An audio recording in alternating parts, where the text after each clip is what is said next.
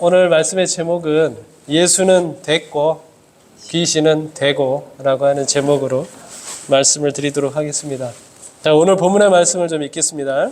마태복음 8장 28절로 34절입니다. 또 예수께서 건너편 가다라 지방에 가심에 귀신 들린 자 둘이 무덤 사이에서 나와 예수를 만나니 그들은 몹시 사나워 아무도 그 길로 지나갈 수 없을 지경이더라. 이에 그들이 소리질러 이르되 하나님의 아들이여 우리가 당신과 무슨 상관이 있나이까? 때가 이르기 전에 우리를 괴롭게 하려고 여기 오셨나이까 하더니 마침 멀리서 많은 돼지떼가 먹고 있는지라. 귀신들이 예수께 간구하여 이르되 만일 우리를 쫓아내시려면 돼지떼에 들여 보내주셔서 하니 그들에게 가라 하시니 귀신들이 나와서 돼지에게로 들어가는지라.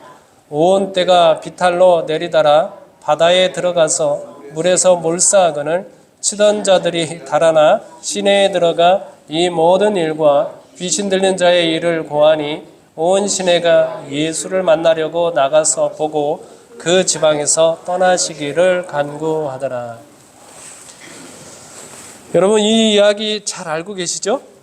네, 우리가 익숙히 거라사의 광인이라고 하는 이야기로 잘 알고 있을 겁니다.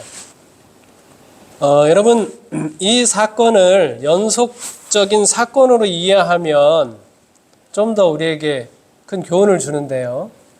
아침에 이 거라사 광인이 있는 곳에 도착을 했는데 밤에는 무슨 일이 있었을까요? 배를 타고 이 제자들과 예수님께서 이 거라사 지방에 오셨는데 그 밤에 어떤 일이 있었을까요? 여기 그림에 나와 있는 것처럼 갈릴리에서 광풍과 사투를 벌인 그 사건이 있었습니다. 얼마나 무서운 광풍이었는지 모릅니다. 그래서 성경의 말씀을 보면 이 제자들이 자기들의 모든 노력을 다 기울여서 살려고 애를 썼는데 그 광풍이 멈춰요, 안 멈춰요? 멈추지도 않고 배가 어떻게 돼요? 점점 가라앉을 지경이었습니다. 그들의 모든 노력으로도 이 광풍에서 살아남을 수 없다고 하는 판단이 들었을 때 갑자기 누가 생각이 났어요? 예수님이 생각이 났어요. 예수님의 얼굴이 보였습니다. 그때 예수님 뭐 하고 계셨나요? 배 고물에서 누워서 잠에 들어 있으셨습니다. 예수님을 급히 깨웠죠. 그리고 죽게 된 우리를 돌아보지 아니하십니까? 라고 했을 때 예수님께서 일어나셔서 그 바람과 바다를 꾸짖으시며 잠잠하라 하니까 잠잠하게 되었습니다. 그리고 도착한 곳이 어딘가 하면 이 거라사 지방에 도착을 한 것입니다. 자, 여러분, 광풍이 무서울까요? 미친 사람 둘이 무서울까요? 네, 다 무섭기는 한데 뭐가 더 무서워요? 광풍이 더 무서워요. 여러분, 시대의 소망에 보면 광풍보다 더 무서운 사람이라고 표현을 했습니다. 뭐 요즘 젊은 사람들이 그런 영화 많이 보잖아요. 좀비 영화. 여기 성경에 묘사하고 있는 이 사람은 거의 좀비와 같을 정도로 무서운 모습을 하고 있습니다. 여기 마태, 마가, 누가복음에 보시면 설명을 하고 있습니다. 마태는 귀신 들린 자 둘이라고 했고요. 마가나 누가는 한 명이라고 이야기를 했습니다. 아마도 이 두 명 중에 한 명의 상황이 매우 극심했고 이 한 명이 주로 예수님에게 나와서 이야기를 했던 것으로 보입니다. 두 사람이 있었어요. 근데 그들은 주로 어디서 살아요? 무덤에서 살아요. 몹시 사납습니다. 쇠사슬로 묶은 적도 있어요. 그러나 그것을 어떻게 해요? 금방 끊어버립니다. 아무도 그를 제어할 수 없어요. 그리고 조용히 있는 게 아니라 어떻게 해요? 밤낮 무덤에서 산에서 늘 소리를 지르고 있습니다. 그리고 아무도 접근을 못하는데요. 아마 접근하면 큰일 날 것 같아요. 왜냐하면 아무도 접근을 못하니까 자기 몸을 어떻게 하고 있어요? 막 자해하면서 해하고 있는 것입니다. 이 두 사람이 예수님과 그 무리들을 바라보자마자 달려오는 겁니다. 여기 말하고 있는 것처럼 예수를 보고 달려와 라고 이렇게 표현을 하고 있습니다. 아주 순해진 모습으로 달려왔을까요? 아니요. 광풍보다 더 무서운 모습으로 달려오게 된 것이죠. 이 제자들과 그 따르던 무리들의 반응은 어땠을까요? 네? 예수님이 있으니까.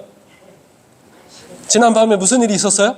광풍도 예수님께서 잠잠하라, 고요하라 하니까 저 미친 사람 두 사람이 달려오는데 예수님이 어떻게 해주실까요? 잠잠하라, 고요하라 하지 않겠어요? 그러니 믿고 이 제자들이 도대체 예수님께서 어떻게 하시나 봤을까요? 아닙니다. 이들은 혼비백산해가지고 도망을 갑니다. 누구만 남았습니까? 예수님만 남았습니다. 예수님만 만나서 그 두 사람을 만나서 이제 이야기를 나눕니다. 이야기의 내용은 이럽니다. 이 두 사람이 와서 그 중에 한 사람이 이야기하는 것이죠. 하나님의 아들이여, 우리가 당신과 무슨 상관이 있습니까? 우리를 괴롭히러 왔습니까? 근데 이미 예수님께서 뭐라고 말씀하셨는가 하면 그 사람에게서 이제 나오라라고 이야기했어요. 그랬더니 이 귀신들이 이제 나오기는 나와야 되겠는데 갈 데가 없어요. 갈 데가 없으니까 뭐라고 간청을 합니까? 이 지방을 떠나지 말게 하시기를 간청을 합니다. 예수님이 이 귀신들의 이름을 물어보죠. 이름을 물어보니까 이 귀신들이 우리 이름은 뭐라고 대답을 합니까? 군대라고 대답을 합니다. 군대. 그리고 예수님께서 이 군대 귀신들을 내쫓았더니 이들이 어디로 가는가 하면 돼지에게로 들어갑니다. 이 돼지가 얼마나 죽었어요? 2,000마리나 이제 몰사하는 장면을 보게 됩니다. 우리가 이제 이 이야기를 통해서 한번 살펴보기를 원하는 것은 이 두 사람에게 얼마나 많은 귀신이 붙어 있어요? 군대 귀신이라고 했습니다. 군대 귀신이라면 귀신이 얼마나 될까요? 네? 네? 2,000명. 2,000마리가 죽었으니까. 가장 아주 합리적인 판단입니다. 2,000마리가. 한 마리당 한 귀신씩 들어가가지고. 네. 보통 이제 군대는, 여기 군대라고 하는 말은 이제 레기온이라고 하는 말인데요. 이건 군단을 말합니다. 군단. 현재 우리의 뭐 1군단, 2군단, 3군단, 군단은 얼마 정도 군인이 있는가 하면 10,000명에서 80,000명 정도 됩니다. 지금 현재. 그런데 그 당시에 로마의 한 군단은 약 6,000명의 보병, 그리고 120명의 기병, 그 다음에 특수부대, 이렇게 구성이 되어 있어요. 굉장히 많은 귀신이 두 사람에게 붙어 있는 겁니다. 이 귀신들이 예수님과 이제 문답을 하는 장면을 한번 상상해 볼 수 있지 않습니까? 지금 우리는 몇 명? 우리는 몇 명? 적어도 2,000 이상, 5, 6천 되는 귀신에 우리는 5, 6천이다. 근데 상대하고 있는 예수님은 몇 명? 제자들도 다 도망가가지고 지금 몇 명밖에 없어요? 네. 예수님 혼자 있습니다. 그러니까 이들이 이제 문답 속에서 느껴지는 거는 겁주는 것 같지 않습니까? 예수님에게? 우리는 뭐다? 우리는 5, 6천이다. 당신은 혼자밖에 되지 않느냐라고 이렇게 겁을 주는 것처럼 보입니다. 물러가시라고 그렇게 반응을 보이고 있는 것이죠. 이 장면을 보시면 악한 천사들이 사람을 멸망시키기 위하여, 사람을 취하기 위하여, 사람을 자기 것으로 만들기 위하여 얼마나 연합하고 있는지를 보여주고 있습니다. 특별히 각시대의 대쟁투 505쪽, 506쪽에 보면 참 흥미롭게 이 악한 천사들이 어떻게 연합을 하는지 보여주고 있는데요. 뭐라고 언급하고 있는가 하면 그리스도를 미워하는 일에 있어서는 사단 자신과 타락한 천사들 사이에 의견의 차이가 없었다. 다른 여러 가지 점에 있어서는 의견이 달랐을지라도 그들이 우주의 통치자의 권위를 반대하는 일에는 완전히 연합하였다. 다른 일에는 뭐예요? 조금 이렇게 의견이 안 맞아요. 그래서 저 영규 저거 가만두면 안 될 것 같은데 교통사고 나게 하면 좋겠다. 여기 천사가 악한 천사가 이렇게 얘기해요. 그럼 어떤 악한 천사는 뭐라고요? 그거는 뭐 택도 없는 소리야. 교통사고 가지고는 안 돼. 예? 다른 뭐 빌딩이 무너져야 되겠다. 이렇게 하면서 서로 의견이 잘 안 맞는 일이 있어요. 자, 그런데 누구를 대항하는 일에는 우주의 통치자의 권위를 반대하는 일에는 완전히 연합했다라고 이야기하고 있습니다. 자, 어디에 연합하는가 하면 저 정령교회에게 돈을 주든지 안 주든지 그런 것들은 다 이렇게 의견이 불일치하는데 저 사람이 뭐 하게는 하지 말자. 저 사람을 예수님이 다스리게 하지는 말자라고 하는 것에는 다 뭐 한다는 거예요? 완전히 연합한다는 것입니다. 어떻게 해서든지 저 사람이 예수님의 말씀을 듣지 못하도록 하는 예수님의 통치가 예수님의 다스림이 그 사람 위에 임하는 것에 대하여서는 완전히 일치한다는 것입니다. 온 악한 천사들이 다 협력해서 그렇게 한다는 것입니다. 여러분, 그래서 우리가 일상을 살잖아요. 일상을 살아가면서 우리가 물론 신앙을 하고 있지만 우리가 신앙을 할 때 하나님께서 정말 나를 다스리는지 이 부분에 대해서는 우리가 끊임없이 자문을 해볼 필요가 있습니다. 내가 하고 있는 사업이 정말 하나님의 뜻대로 운영되고 있는 사업인가?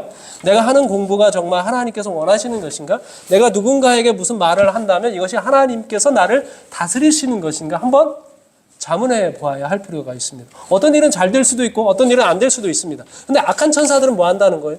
무조건 그들이 잘 되든지 못 되든지 이 모든 수단을 다 동원해서 어떻게 해서든지 그가 하나님의 뜻대로 하나님의 뜻을 순종하지는 못하게 만들어 버린다 라고 이야기하고 있는 것이죠. 이렇게 저 무서운 사람들 뒤에 저 6천 가까이 되는 귀신이 붙어 있으니까 예수님 편에 있던 제자들과 사람들 몽땅 주랭랑을 쳤습니다. 다 도망을 갔습니다. 다 도망가다 보니까 누가 없어요? 예수님은 없어요. 예수님만 없어요. 뒤를 돌아도 보니까 자기들은 도망을 가고 있는데 예수님은 오히려 뭐 하고 있습니까? 정반대로 그 악한 귀신이 들려있는 그 사람들을 향하여 나아가고 있는 모습을 보게 됩니다. 제가 이 장면이 굉장히 감동적이었습니다. 제가 너무 감명을 받아가지고 성경에 이렇게 노트를 했습니다. 아무도 갈 수 없는 그곳에 누구는 가신다? 예수님은 가신다. 아무도 못 갑니다. 누구는 가요? 예수님은 갑니다. 아무도 가기 싫어해요? 누구는 가셔요? 예수님은 가십니다. 아무도 만나기를 싫어합니다. 그 사람. 누구는 만나러 가셔요? 예수님은 만나러 가신다는 것이죠. 여러분, 골고다에 2명의 살인자들이 달려 있습니다. 누구와 그들에게 가서 하나님의 마음을 보여줄래? 라고 하나님이 부르셨어요. 근데 그냥 갈 수는 없고 뭘 지고 가야 된다? 십자가를 지고 가야 된다. 그럴 때 갈 수 있어요? 아무도 못 가는 것입니다. 아무도 가지 않는 것입니다. 그런데 누가 가셔요? 예수님께서 가시는 것입니다. 저는 이런 예수님이 너무나 감사합니다. 우리 아이가 방황을 했습니다. 우리 미국 유학을 마치고 한국에 돌아왔을 때 아이들은 외가에 머물면서 이제 3년 학교를 다녔고요. 저희는 저기 시와라고 하는 곳에서 시흥시에서 이제 목회를 하게 됐는데 이 아이가 신앙은 거부하고 공부도 하지 않으면서 친구들하고 이제 게임만 하러 돌아다녔습니다. 죽을 것 같았습니다. 부모된 우리가 늦게 들어오고 또 그러면 이제 수십 통의 전화를 해서 간신히 받죠. 그러면 막 온갖 협박과 회유와 모든 수단과 방법을 통해서 한 다음에 할머니 댁에 얼른 들어가도록 합니다. 때로는 이제 전화를 안 받아요. 이제 잡으러 가기도 하고 그랬습니다. 어느 금요일 저녁에 이제 설교를 마치고 아이에게 전화를 했는데 안 받아요. 처갓집에 전화를 했는데 들어오지 않았다는 겁니다. 어떻게 하면 좋죠? 네. 분명히 아이들하고 게임하러 PC방으로 간 거겠죠. 어떻게 수소문을 해서 일산 쪽에 있다는 것을 알았습니다. 그래서 무작정 일산 쪽으로 차를 몰았습니다. 그러면서 이제 계속 전화를 하죠. 대단해요. 애들 꺼놓은 것 같지는 않은데 핸드폰을 안 받아요. 안 받아요. 계속 전화를 하면서 갔습니다. 지금 생각해 보면 너무 조급했던 것 같습니다. 저희가 정확한 장소가 어딘지도 모르는데 일산으로 가고 있으니까 얼마나 이게 사실은 무모한 짓입니까? 일산이 보통 큰 도시입니까? 간다 그래서 잡을 수가 있나요? 잡을 수도 없잖아요. 근데 그 무모하게 가고 있습니다. 네, 그렇게 막 계속 전화를 하면서 운전을 하면서 가고 있는데 그때 갑자기 우리 집사람이 집으로 가자고 말했습니다. 집에 와서 들으니 자기 마음속에 어떤 음성이 들렸는가 하면 양이야 너 그러다가 죽어 나를 바라보고 살아 라고 하는 음성이 들렸다는 거예요. 그래서 돌아갔습니다. 그리고 1년쯤 지나서요. 저희가 시대소망을 읽다가 저 똑같은 말씀을 발견을 했습니다. 인간의 귀로 차마 들을 수 없는 극한 슬픔을 나는 안다. 그대는 고독하고 버림을 받았다고 생각지 말라. 그대의 고통이 세상에 있는 어떤 사람의 심금도 울리지 못할지라도 뭐하라? 나를 보고 살아라. 그 당시에 아무도 우리의 마음을 위로할 수가 없었어요. 우리 서로도 위로하지만 위로가 됩니까? 안 됩니까? 안 됩니다. 누가 위로하셨어요? 하나님께서 우리를 위로하신 것입니다.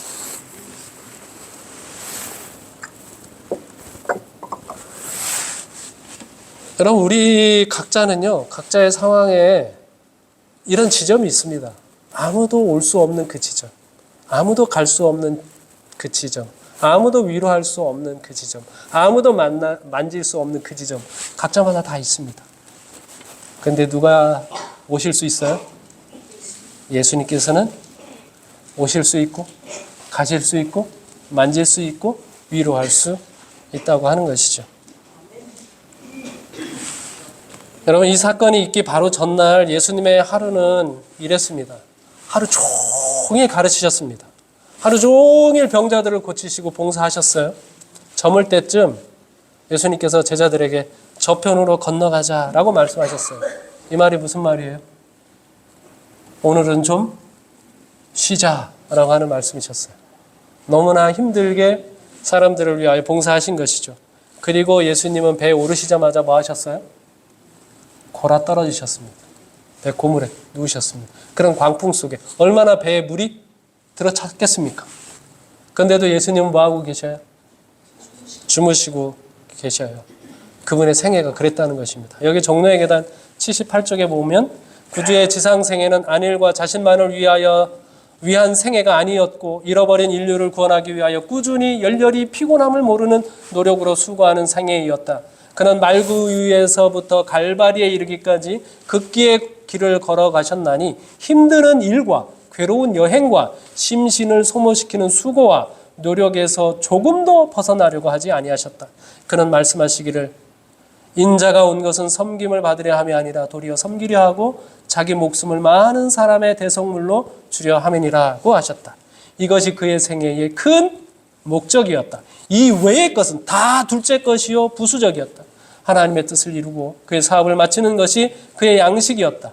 자신과 사육은 그의 일 가운데 조금도 섞이지 않았다.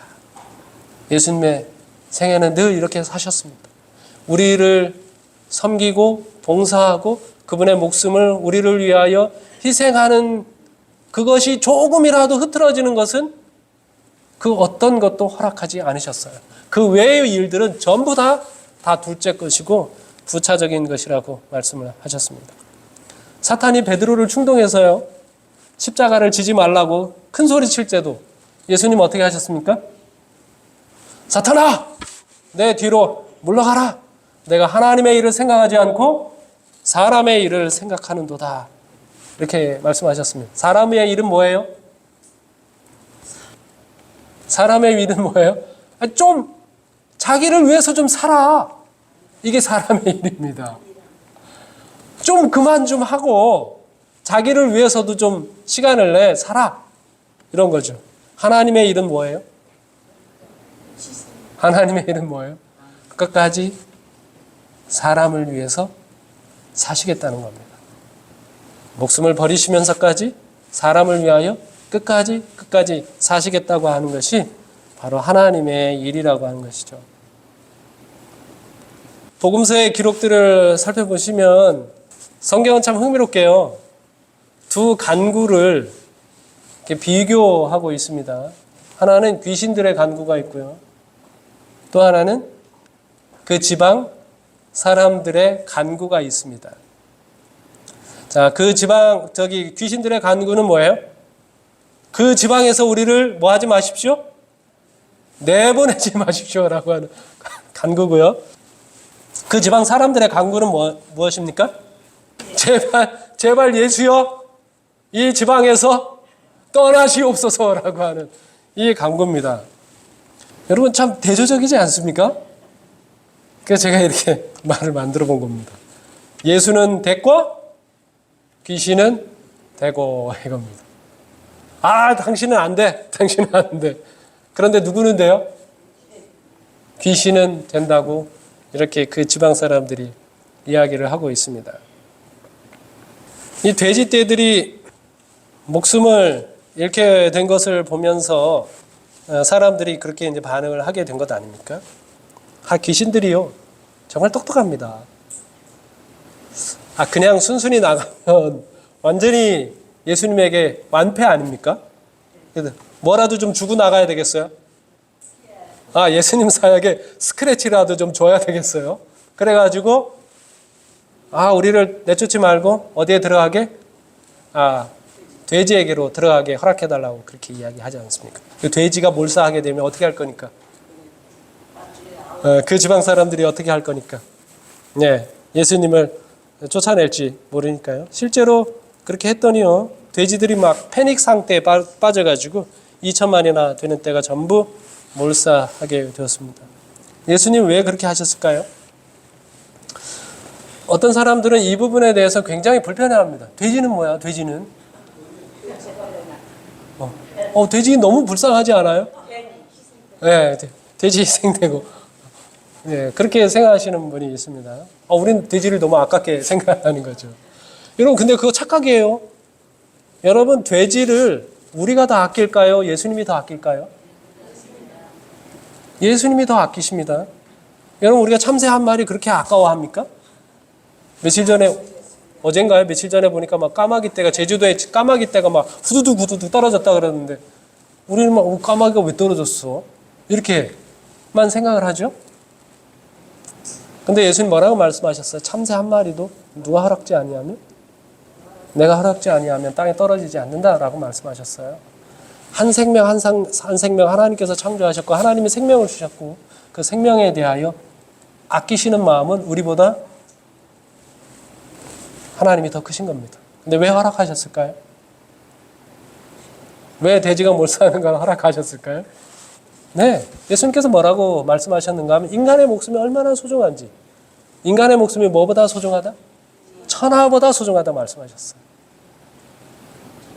천하를 희생시켜라도 인간의 목숨을 구원할 수 있다면 예수님께서 그 희생 감수하시는 것입니다. 예수님이 쫓겨나시는 그 희생 뭐 하시는 거예요? 감수하시는 거예요. 시대의 소망은 그 이유를 이렇게 설명을 합니다.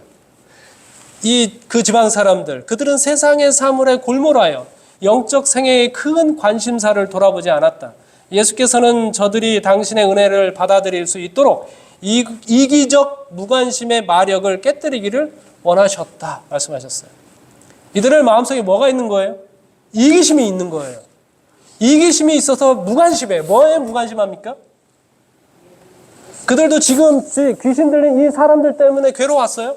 괴로웠잖아요. 그런데도 불구하고 이 사람이 제정신으로 돌아온 것에 대하여 축하하고 있습니까? 기뻐하고 있습니까? 전혀 그러지 않아요. 그들은 이 사람이 돌아온 것에 대하여 무관심하고 있습니다. 이유는 뭐예요? 그들의 마음이 어디에 집중되어 있습니까? 그들의 이기심에 집중되어 있어요. 돼지가 어떻게 됐다? 돼지가 죽었다라고 하는 이 이기심에 집중되어 있어요. 예수님께서 그 이기적인 무관심을, 그 마력을 뭐 하고 싶어요? 깨뜨리고 싶었어요. 자, 이 귀신은 마치 이 두 사람만 점령을 하고 있는 것처럼 보이는데 예수님이 보시기에는 이 지방 사람들이 뭐에 빠져 있다? 마력에 빠져 있다. 이기적인 마력에 빠져 있다. 귀신들에 사로잡혀 있다는 거예요. 귀신에 사로잡혀 있다고 말씀하고 있는 것이죠. 그래서 예수님께서 돼지들을 희생시키시더라도 이 지방 사람들을 구원하고자 말씀하고 계시는 것입니다. 결국 이 지방 사람들은 예수님을 쫓아냈죠. 그런데 제가 이 장면을 보면서 여러분 세상 사람들도 꼭 비슷하지 않습니까? 예수는 됐고 귀신은 되고 이런 식의 삶을 살아가고 있지 않습니까? 뭐 영생하도록 솟아나는 생수 얼마나 좋습니까? 근데 세상 사람들은 그건 됐고 술은 되고 이렇게 세상 사람들은 그렇게 살아갑니다. 정금도성 예루살렘은 됐고 그냥 황금 만능주의 바벨론은 되고 세상 사람들이 그렇게 살아가요. 안식일은 됐고 일요일은 뭐 되고 이런 식으로 세상 사람들이 살아가고 있는 것이죠. 근데 이런 것이 세상 사람들의 모습이기만 할까요? 제가 이제 코로나 시기를 보면서 생각한 게 있습니다. 뭐냐면 코로나 때에 교회 올 수 있어요, 없어요? 교회 잘 못 옵니다. 근데 어디는 가요? 직장은 갑니다. 그리고 친구들은 만납니다. 근데 어디는 못 가요? 교회는 안 됩니다. 그래서 직장은 되고 교회는 됐고 이런 거죠.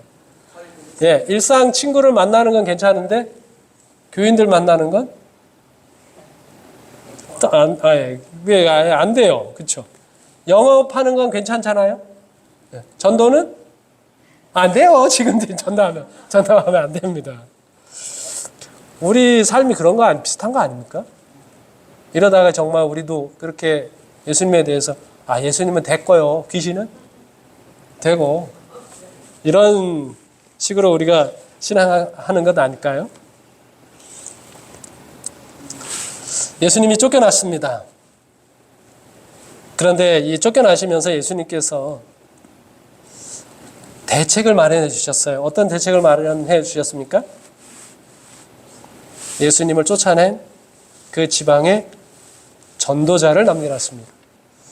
이 두 사람이 예수님 보고 우리를 제자 삼아달라고 부탁을 했습니다. 좀 매정해 보이죠? 예수님이 같이 데리고 가면 얼마나 좋을까? 예수님 사역에 엄청난 도움이 되지 않겠습니까? 막 이 사람들이 와가지고 내가 귀신에 이렇게 사로잡혔는데 예수님 덕분에 내가 이렇게 완전히 제정신이 됐다고 사람들에게 이야기하면 예수님의 사업이 얼마나 성공적이겠습니까? 근데 예수님께서 그들이 예수님과 함께 동행하는 것 허락지 않으셨어요. 대신에 뭐 하셨어요?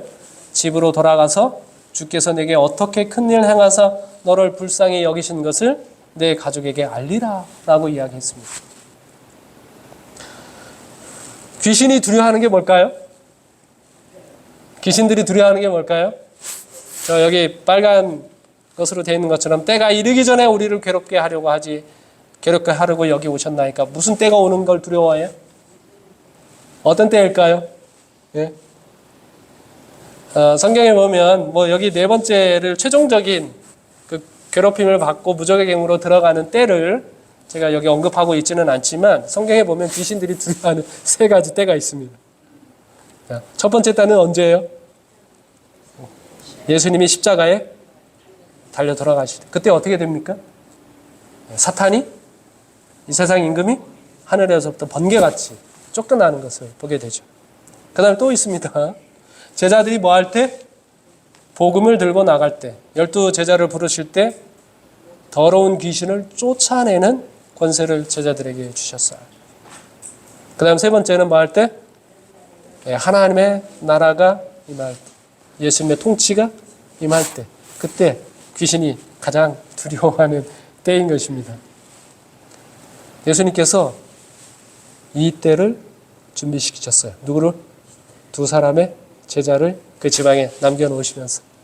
그래서 마가복음에 보시면 5장에 이 사람들한테 예수님이 뭐라고 말씀하셨는가 하면 집에 가서 너에게 어떻게 큰일을 행하셨는지를 말하라 라고 했더니 이 두 사람이 집만 간 게 아닙니다. 여기 데가볼리는 10개의 도시라고 하는 의미가 있어요. 여기 10개의 도시가 있죠. 이 지방 곳곳을 돌아다니면서 이 두 사람이 이 1년 동안 열심히 전도했습니다. 그 사이에 예수님 뭐 하셨는가 하면 갈릴리 봉사를 하시다가 제자들 교육하시기 위하여 저 두로와 시돈, 오늘 두로와 시돈 지방에서 사역하신 이야기 들었는데 두로와 시돈 지방에서 봉사하시다가 다시 어디로 돌아오셨어요? 데가볼리 지방에 돌아오셨습니다. 그때 데가볼리 지방에 돌아왔더니 사람들의 반응이 어땠을까요? 구름같이 모여들었습니다. 얼마 전에 어떻게 했는데? 1년 전에 예수님 그 지방에서 내쫓은 이 사람들이 구름대같이 몰려들었어요. 몇 명이나 몰려들었어요? 남자만 4,000명이 모여들었습니다. 3일 동안 밥을 굶으면서 예수님의 말씀을 귀담아 들었어요.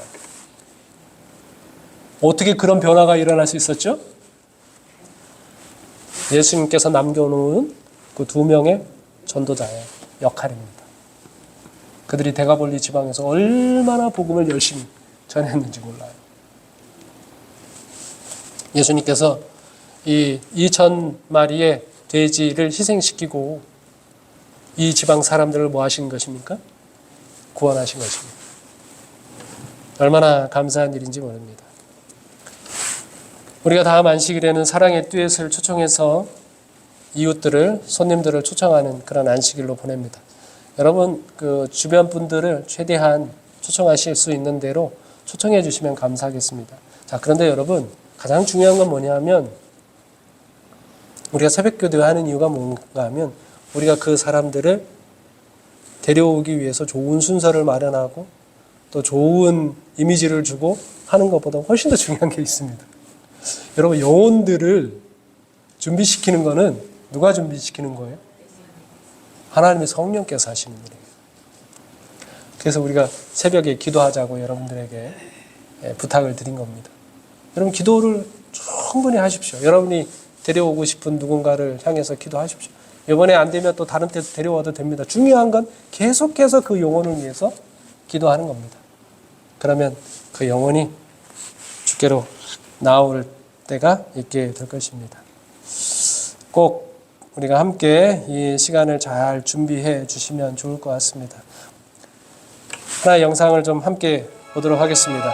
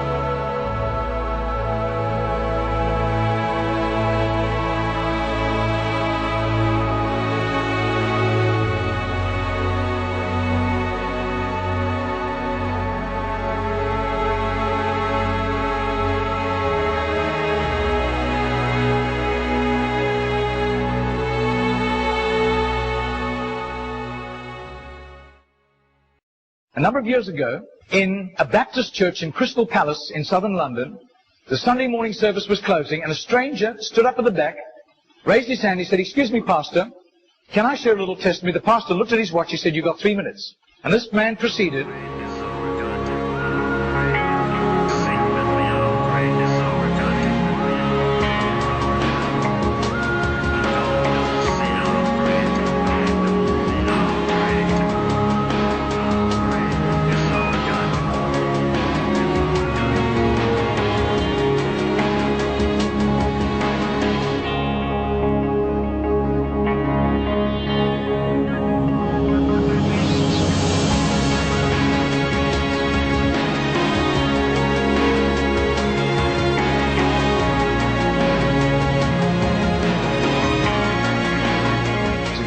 Now this London preacher flew back to the UK and was speaking at the Keswick Convention in the Lake District. And he threw in these 3 testimonies. At the close of his teaching session, 4 elderly pastors came up and said, "We got saved between 25 and 35 years ago, respectively, through that little man on George Street giving us a tract and asking us that question." He then flew the following week to a similar Keswick Convention in the Caribbean, to missionaries.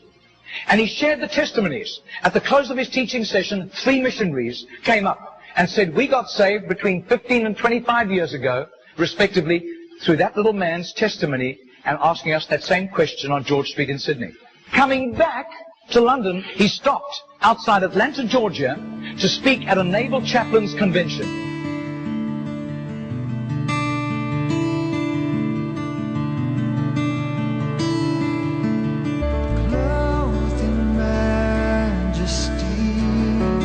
I do. His name is Mr. Genord, but I don't think he does it anymore. He's too frail and elderly. Joy,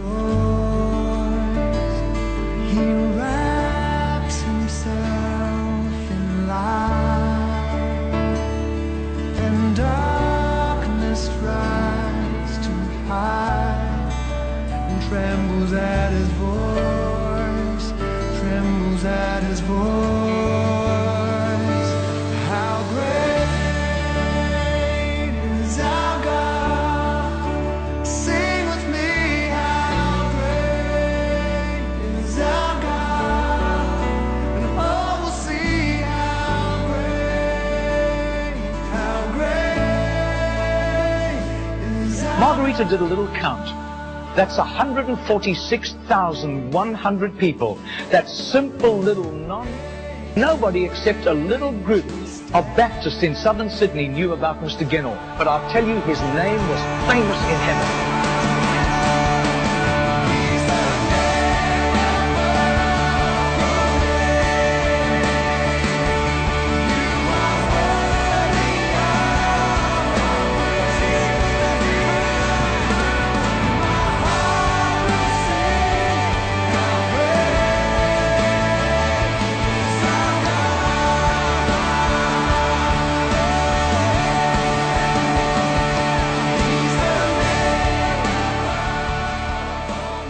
우리가 살고 있는 세상의 모습입니다.